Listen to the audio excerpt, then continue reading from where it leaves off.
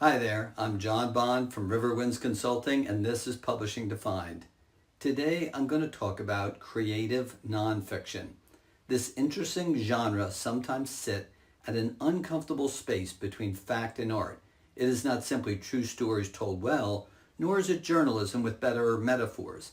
At its core, creative nonfiction is the practice of shaping reality using the narrative tools of fiction while remaining ethically bound to the truth. That tension is the genre. If you're already an experienced writer, the challenge is not understanding what creative nonfiction is in a basic sense, but recognizing what distinguishes competent work from exceptional work.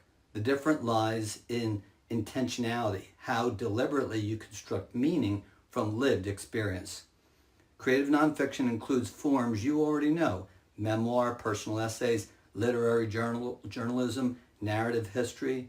But what elevates these forms is not the subject matter, it is the narrative consciousness between them.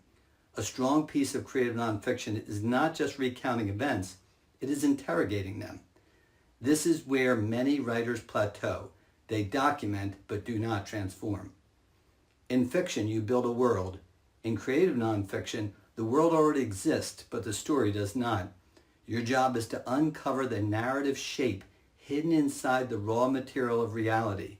That means making decisions: where to begin, what to omit, whose perspective dominates, and what thematic thread binds it all together. Structure becomes an act of interpretation. Consider memory. Memory is not a perfect archive. It is selective, emotional, and often unreliable. Yet creative nonfiction depends on it. This is why the genre requires a different kind of rigor. Not just factual accuracy, but emotional and intellectual honesty. You are not only asking, did this happen, but also, what does this mean, and am I representing the meaning truthfully? This is where ethical lines matter. Compression, composite characters, reconstructed dialogue, these are the tools sometimes used in the genre, but they come with responsibility.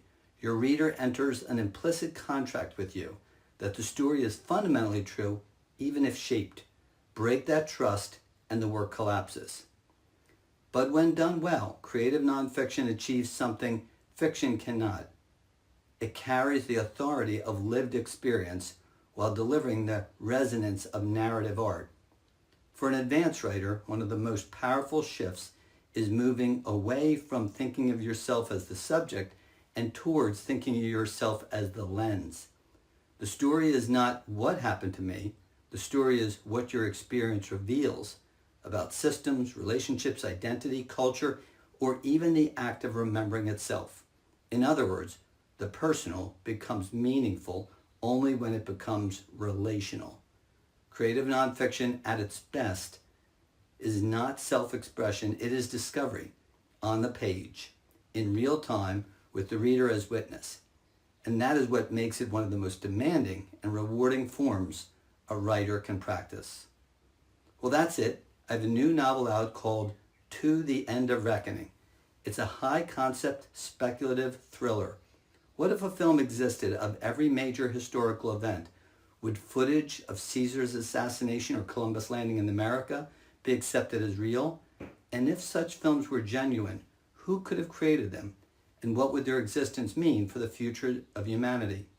The novel's due out in August 2026. Check out the link in the notes below for more information or to pre-order a copy. Hit the like button below if you enjoyed this video. Please subscribe to my YouTube channel. Reach out to me at riverwindsconsulting.com with your questions and make comments below or email me with any questions. Thanks so much and take care.